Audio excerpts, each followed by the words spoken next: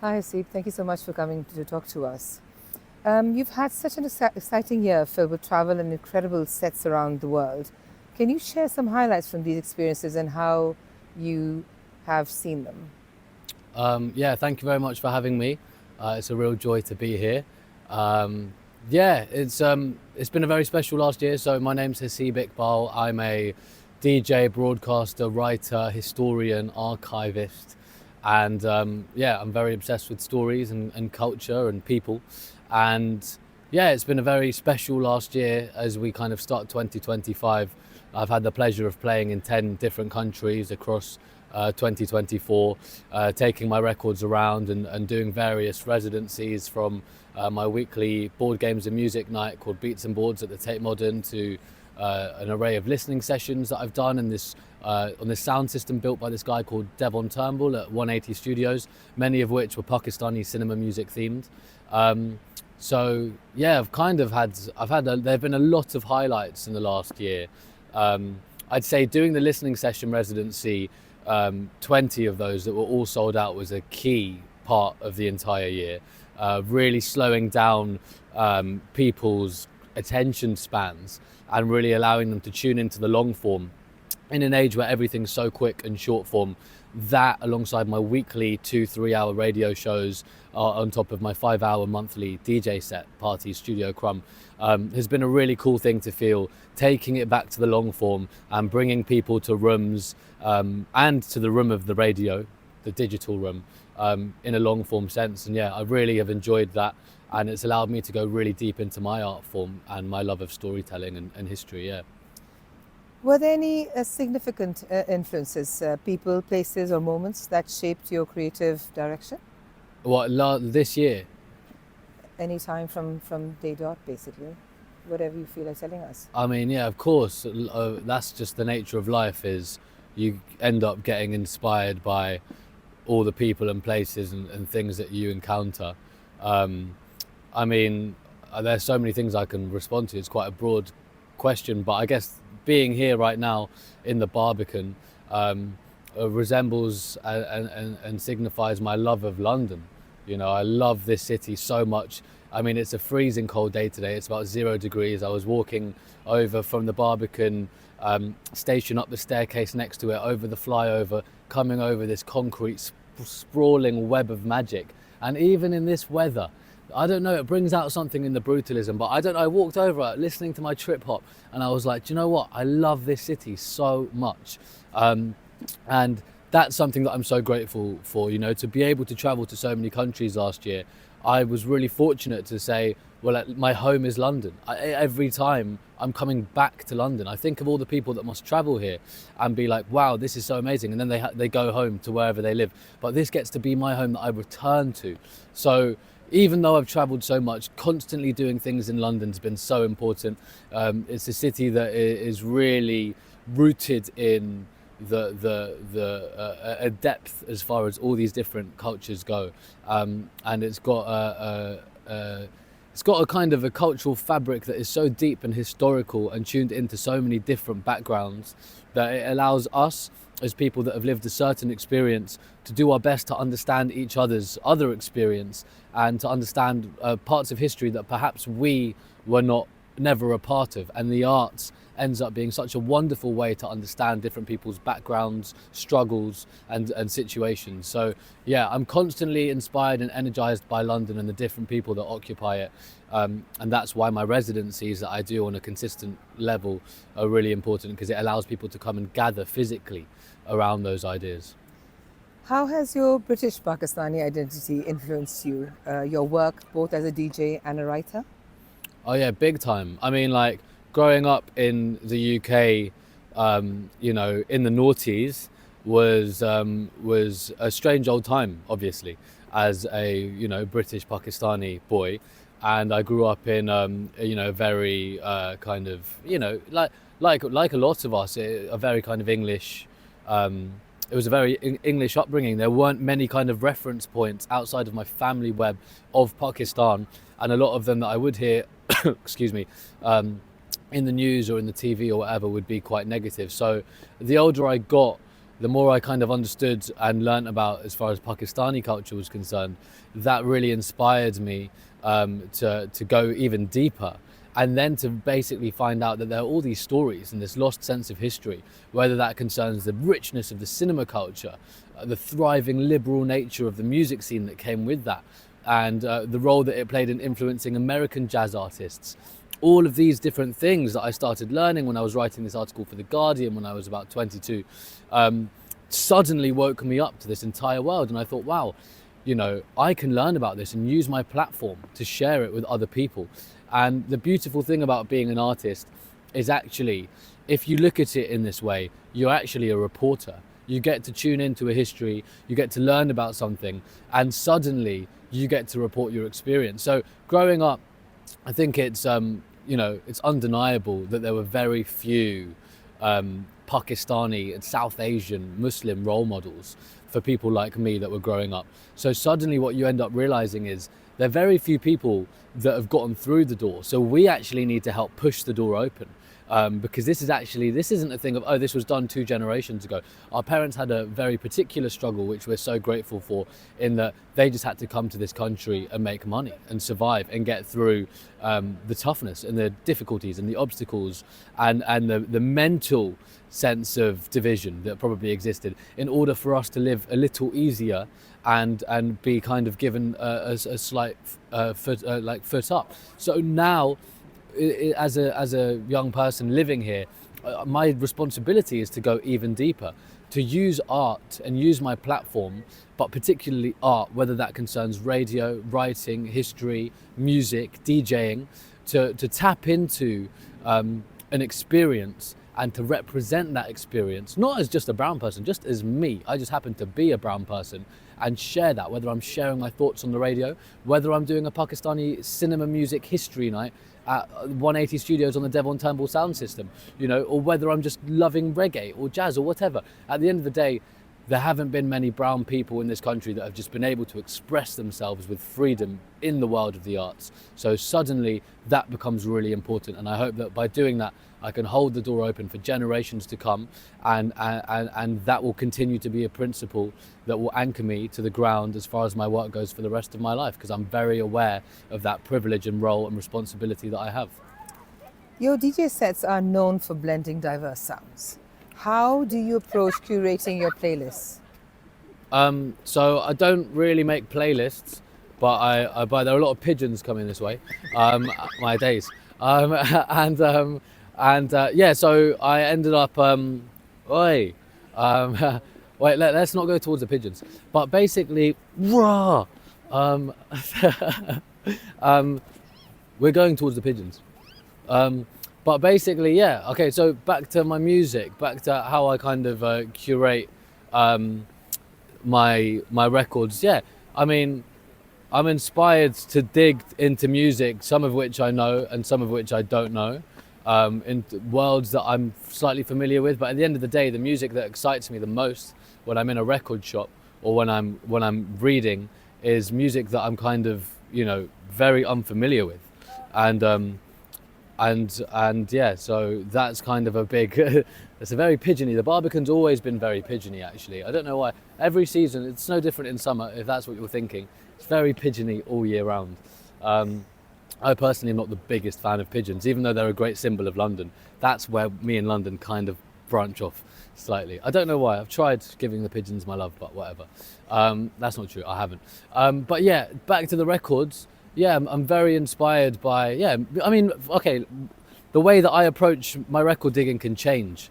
If it's regarding the club night, Studio Crumb, which I'm always thinking about when I'm digging for records in a record shop, I'm thinking about a feeling. When I put the headphones on in a record shop and I'm listening to it, I'm thinking about, wow, how is that impacting me? What's that making me feel like? Oh my God, I can see that make a dance floor erupt. Or it can be a really emotional record that will be a 2:15 a.m.er that will just take the sting out of the energy, but will be a real moment of reflection that will actually get people feeling emotional. That's also really important. And then there's the records that come with a story, you know, looking at music that is connected to struggle and expression, looking at the role of South Africa, for example, what they have done as far as anti-apartheid resistance music goes, using that time of struggle that was so difficult, but creating a fearless catalogue of art that came in response to the suffering that they had to go through. And now we can look back at that music, you know, whether it's the more recent music of BCUC or Miriam Makeba, or of course Hugh Masekela, you know, or Dollar Brand, Abdullah Ibrahim, who's actually played at the Barbican before. And all of these figures, we can now look back at what they did. They're not just musicians, they're not just makers of music, they are historians. They have caught and captured a time of resistance and suffering through their music, and that will live on forever. So when there are other times of suffering like we're seeing in the world right now, we can find energy and find inspiration from those that stood up against the suffering back then. The only thing that makes them stand out is the fact that they were fearless enough to express themselves. So that's what I find great inspiration from. And the world of music is endless. That's another thing. You will never hear all the music. You will never hear all the music you like in this life. You can spend every hour of every day trying to listen to music. Why is it that we love music as humans? These people bashing instruments and making sounds. It's simple. It's because it's the most ancient form of communication. It precedes language. So when we live in this world where we have a lot of glass buildings over there and people in suits going on computers and working these robotic hours forever, of course, you know, we all have to work jobs and earn money in a certain way, but we must never lose ourselves and disassociate ourselves from our most primitive human pulse. And often that comes back to our senses. What we taste, food, what we hear, music, what we say, words, all of these things. And music taps into one of the most important senses of them all, sound. And it's omnipresent and it's everywhere. And incredible artists for generations have used that as a tool to sometimes just express without meaning, and sometimes to create something that is so meaningful. And that's why I love it, and that's why I'll love it forever, and that's why I'll do it forever. Yeah. You have an impressive collection of Pakistani vinyl records. True. How did this passion begin, and where do you usually discover these hidden gems? Do you know what? Actually, my Pakistani cinema vinyl like kind of opening came from my Norwegian friend, Bror Havnes, who actually is doing a master's at Guildhall. He's one of these people with a saxophone. We might see him walk down. Imagine if he walks down now. It would be so serendipitous. Bror Havnes, great Norwegian saxophonist, lover of music. And that's not him, is it? No. Looks like him though. And no, he's smoking. Bror doesn't smoke. He takes the snooze. But anyway, yeah, I basically ended up, we were at university together, so we were at Goldsmiths Uni. I was there for a year before I got too impatient and went to crack on and become a very successful, young, thriving creative. I'm not joking because it's true, but I did get impatient there. So I ended up leaving, but I loved it. I did English and creative writing. But Bror Havnes, I met him at Social Record Society, which was a bi-weekly Wednesday record playing society where we took over the basement of this record shop in a road called Tanner's Hill in Deptford, that was called Sister Midnight Records, that doesn't exist as a record shop anymore. And we linked up and we were playing music and we liked each other, and then we just started spending a lot of evenings just playing records. We were like two of the only people that had record players in our university hall's room. So he had a way better collection than me back then. Now, different situation, I'm not gonna lie. But he had gone on this 3-month trip to India on his own, white Norwegian guy, purely to find music and records. And he ended up finding a catalogue of old Pakistani cinema records. So I'm sitting in my university halls with this like green-eyed white Norwegian boy, and he's playing me all these songs from Pakistan that I have never heard before, blowing my mind completely and inspiring me to no end. I could not tell you the feeling for me to then go and take that energy that he'd given me. It's the beauty of life and art, isn't it? It's like energy doesn't just stop. You get that energy from someone, you take it from a club night, then you step out into your next week, you change your rhythm, you bring more positivity. And he really helped me, energized my rhythm. And I walked after that, nothing was ever the same. It was like, wow, I'm not going to let that go. I'm going to keep that with me forever. And it's been an endless quest. And I actually went back to Karachi last year. Well, actually a year and a month ago, which is technically 2 years ago, since we're in the first week of January 2025. But I ended up going there, and there was a beautiful record shop, the only one left in the city of 20 million people, which is insane, and run by a father and son, the father Suleiman and the son Hussein. And they've dedicated their entire life to preserving old Pakistani cinema records that have been erased from the history since 1978 after the US financed military takeover when General Zia al-Haq came into power. And suddenly it's part of a lost history. And I went there and had a very emotional 7-hour session in there with them, listening to records, buying a bunch and bringing them over. And then this year I've done, like I said, a host of listening sessions where I've basically brought in crowds of about 40 people into this room on this incredible sound system down the road at the Strand 180 Studios, and talked to people about the history of the music. And so not only have I shared that information, I've had to learn even more through my research and reading, and of course going there, speaking to my family, calling up different people that are interesting, who I know a little bit, cross-referencing, making my own arguments, and essentially doing that. So yeah, it's become of great pride to me to represent the music of Pakistan. It's still a world that I'm still learning so much about, and I will never know it all.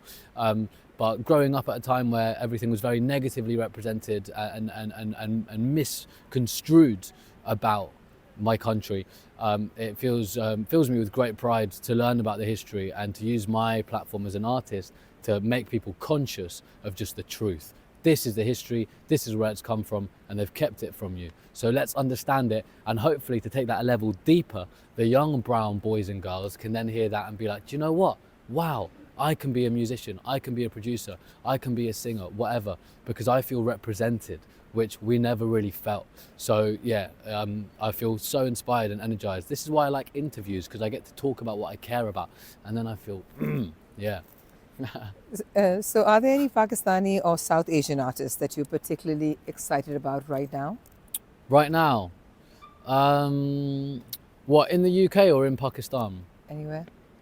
I don't know. I feel like there's I mean, the UK is doing something really special at the moment, which can't be ignored in terms of the South Asian scene, and what has ended up essentially forming this community that has ended up bringing the South Asian stories and music and image to a lot of people. And it's been Dialed In Festival, which started with I Had a Dream and this guy called Provat and Dhruva and a great little team of people who got together and started this festival that basically was just like, we're going to celebrate South Asian artists, and there's just going to be Pakistani, Indian, Bengali primarily people playing, and we're going to bring our vibe to it. We're going to bring, you know, the Desi energy and that vibe to the UK and to London and to Manchester, and that's been so special, coupled with daytimers who've also been really central in that, and have basically blended together poetry alongside music, alongside history, which has been really cool to do. I think when it comes to that kind of thing, we've got to be slightly careful that as South Asians, we don't totally commit solely to being part of a South Asian collective, because that's actually when you can separate yourself from the rest of the cultural world. Bit of a BBC Asian Network situation, for example. If I got offered a show on BBC Asian Network, I don't think I would take it, because I don't want to be preaching to the converted. How many white people listen to BBC Asian Network? I've never met one. So that's why that's a bit of an issue when the BBC creates that. There isn't a BBC European network. There's not a BBC Irish network or an American network. No, those cultures are represented across the entire scope of the BBC. So why should Asian Network box up our stories and our history onto one station? And people will presume that everything on Asian Network is Asian. Why can't there just be Asian broadcasters playing whatever they want, talking about what they want, just across it like the rest of it? So that's the thing. I think Dialed In and Daytimers have been really important in terms of the doors they've broken down. But to any young South Asian DJs, I would say you've got to make sure that, you know, work with the community, stay close to your browns. You need to be close to them, because we've never really had these communities where we can really do that and come together and feel celebrated and united. But equally, have your foot in the other worlds too. Build your own scene. Be a human being too. And at the end of the day, just being a brown face and expressing yourself, that's political in itself. And that is a form of resistance, and that is a form of progress. So I think that's a really important thing to kind of look at. And that goes for everyone, you know. Have your communities, have your tribes, but also be free flowing and float around. So, how do you see music? Do you see music as a tool for cultural connection and storytelling? Well, yeah, I guess that's kind of what I've been saying like this whole time is like, yeah, music is, yeah, it's all of those things. You know, music can be just a feeling, an expression, a sound, and it can be very political and very meaningful. Your writing often explores cultural and social themes. What stories are you most passionate about telling? What stories am I most passionate about telling? The ones that have never been told. Those are the ones that I'm most passionate about telling. Or the ones that have been told but haven't been told in the right way or haven't been told to the community. Deep stories, man. You know, cross-referencing, not just reading a bit on Wikipedia and then being like, oh, here's this story. No, you know, interviewing. I love interviewing people. I've interviewed so many people across the last few years of my life. And actually so much of what I've learned about the history has come from the direct source itself. It's like, we must never lose the foundational pillar of information, and that is people, the source. We mustn't get into this habit where we summon all of our information from online articles, which so of course it's been written by someone, but we mustn't ever lose the beauty that exists of going and talking to someone and actually firsthand finding out a story and talking about it, and then speaking to someone else and cross-referencing, and then actually just going a bit deeper. I think that depth is what I'm fighting for in many ways, and I think a lot of people have lost that depth, or just are not acquainted with it. So I can't actually even remember what this was originally about, this question. Stories, what stories do I like telling? And so I think that's really important, to kind of bridge the gap between certain dots and to tell the stories that have never been told, you know. Like looking at something as random as like jazz and reggae, the crossover. No one ever talks about that. But for me, I'm so excited by that because reggae and jazz are both music of complete resistance, right? Music that stems from slavery and the ultimate, most barbaric form of suffering that you could ever imagine. Yet they're talked about in very different worlds. They're very similar. Reggae was incredibly inspired by jazz, and they both come from a very similar part of history. So that's something that, you know, for example, it might seem like a really random thing to pick up on, but I'm really fascinated by that. I didn't just come out of my mum's womb and think, oh, I'm going to just look at reggae and jazz. No, that's been a natural development that I have come to just by being excited, by going to things, by listening to things, by talking to people. And when you allow yourself to feel with that spirit and not be too boxed in, that is when you kind of come to these natural random little conclusions where something that you never would have even thought about is suddenly a massive thing that's inspiring you. And that's what I love about the multidisciplinary nature of what I do. You've got the broadcasting, got the radio, got the writing, got the reading, got the DJing, got the digging, got the talking, got the interviewing, got all of that, and they all feed into each other. So to anyone that's a creative, you know, be a human creative. Don't just be one thing, because none of us are one thing. So do your best to push different parts of you, even if they say it's not possible. It is, I'm telling you. They told me it's not possible. So, how important is representation in creative spaces for you? Do you feel the landscape is shifting for British Pakistani artists? It's moving in the right direction, but we've still got so much work to do. You know, we can't take our foot off the pedal because we're definitely seeing a shift. People like Daytimers and Dialed In are doing cool things, and it's like, it's just a very simple thing of representing brown people as humans, as creatives, as musicians, as artists of note, of excitement, of thinkers, of cool people, rather than just like terrorists and geeks, which is like all you kind of get taught when I grew up. That was the only form of brown that I could relate to, neither of which inspired me, obviously. And it's very negative, you know, because of course there are probably young people that think they just exist in that box and that they can never break out of it. So it's so important that we tell more human stories all across the board. And it is such an important way to find a sense of harmony across society, whether you're black, whether you're brown, whether you're white, whatever you are. To connect to a human story can be a very human way of relaxing yourself and actually being like, oh wow, yeah, everything's all right. All this division that's been created, all of these sides that have been contrived, you know, it's been done by people to separate us, so it's easier to govern us, when really the arts can do the antithesis to that. It can remind us all the common ground that we have, and And yeah, to answer your question, I think it is moving in the right direction. We need to keep pushing it in terms of getting into new rooms, being reporters of our experiences, continuing to write plays, whether you're brown and you're writing about the brown experience or whether you're just writing about your experience. Everything, if you're South Asian, it doesn't always have to be South Asian themed. Just you expressing yourself is enough, you know? Can be about whatever. Just even if you're writing a South Asian play about being queer, you know, and that's it. That is incredibly South Asian. That's incredibly political. That's incredibly radical in itself. All it needs to be is an expression. So we just need to keep expressing ourselves and getting into rooms where we can do that. And we need help from each other. We need to help each other. You know, as guys, there might be a situation where it's like, all right, in the DJ world, there are not enough girls who are DJing here. You've got to recognize that as a guy, you've got a privilege there because maybe you'll be getting booked a lot easier, and you need to actually go to a promoter or you need to put on an event and be like, do you know what?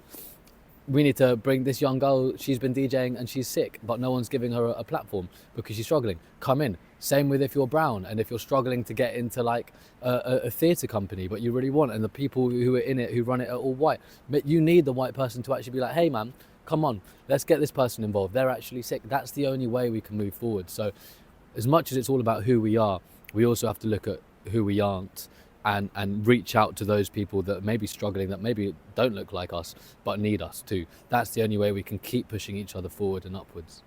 So, are there any challenges that you face as a British Pakistani creative that you'd like to see addressed? Challenges. Well, yeah, obviously I've faced challenges throughout. I mean, as a British Pakistani, like, you know, I think like I don't feel day to day. I mean, in the art, I'm a bit of a confident guy, isn't it? Like I've got a bit of arrogance about it because I've had to believe in myself in terms of what I do, because if I didn't, then I probably would get pushed over a lot more. So I am quite vocal. I know myself very well and I know what I stand for, so it makes it a lot easier when I go to someone and I'm like, I want to work with you, I want to do this or whatever. And it means that if people don't like it or people don't get it, the main thing is you can't let your spirit go, you know. I can't be like, oh, I'm going to pitch this idea to this person, oh, but they didn't let me in and I'm brown and they're white, so like they're racist, like I don't want to do this anymore. No, like you could do that, you know. Maybe there was an element of that, but at the end of the day, that's not going to push us forward. We've got to push forward by being a bit innovative, by not throwing negative energy towards negative people, by then picking ourselves up, finding that positive energy and moving towards something else. Independence. We are in a world of independence. So much of what I do is independent, whether it's my weekly radio show that I've done since Worldwide FM reduced its broadcasting on haseebiqbal.world, or the Studio Crumb Club Nights. These are huge communities that are built around this now, but that has come from total independence. So I think a really important thing is the spirit. How do you keep your spirit high and energized and excited? And so in those tough moments, you've got to bounce back. But yeah, at the end of the day, I feel grateful to be in London. I'm trying to continue to break down barriers, and to be honest, I'm really grateful for like how cool the institutions have been to work with me. I've had a residency at the Tate Modern for the last year and a half, being the first ever DJ to play weekly at the Tate Modern Art Gallery, which is the biggest art gallery in the world, and then also at 180 Studios. You know, and I've done some work with the Barbican as well, and the Standard Hotel, and these are big pillars of the creative world that have actually come and recognised what I've done and worked with me. So I'm so grateful for them, and we need to keep doing this. But overall, no, yeah, I don't feel like being a British Pakistani at this point in my career is holding me back. If anything, as far as my spirit's concerned, it's spurring me on. And if people are up for working with me, cool. And if they're not, don't worry, because I've got a spark and a spirit in me that needs to find someone to connect to or a place to connect to. And I know I will find that. So that's the thing. It's always about the spirit and not stopping and continuing. And thankfully, I'm feeling very inspired still in my life. And that hopefully won't change. So, what advice would you give to aspiring creatives, especially those from underrepresented backgrounds? What advice? So, I think I've said quite a lot of advice that I would say throughout this chat, but like I would come back to that point that I just made. You know, you've got to know yourself. You've got to know yourself if you are going to be a creative. People are gonna want to punch you down. People are going to want to make you feel a bit rubbish, you know. People are going to maybe have jealousy towards you. That's natural, that's human. How do you deal with that? That's a really important thing. Do you end up giving that loads of time? Maybe sometimes someone needs to be made an example out of, and you actually need to confront it and talk about it and talk to people about it if they're in a position of power. Yeah, sometimes that needs to be done, but more often than not, sometimes the negative energy, sometimes the little knocks, sometimes the challenges, you know, they need to be treated with a pinch of salt, and you move on and you continue with your mission and your focus. But you can only do that if you have a mission and a focus, and that does not come overnight.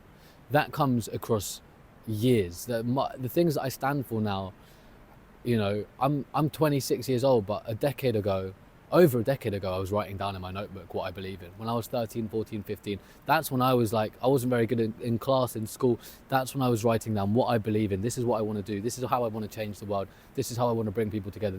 I want to use words to stand up for those that don't have a voice. That was a thing I wrote in my notebook when I was 15. I saw it the other day, made me a bit emotional because I'm still trying to do that, right? But that's when it gets tough, you can tune into your mission. Like, the strongest trees have the deepest roots. And nobody can see the roots, but the roots are so sunk into the soil. And so when it gets tough or when it gets windy, it's not the trunk that's strong, it's the roots that are keeping that trunk strong, the roots that no one can see.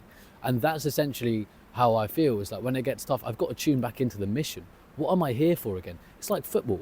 When a football team starts losing all of these games all of a sudden, and a manager gets all of these questions asked towards them, they've suddenly got to think, wait, I've lost sight of what this is about. I need to go back to the mission.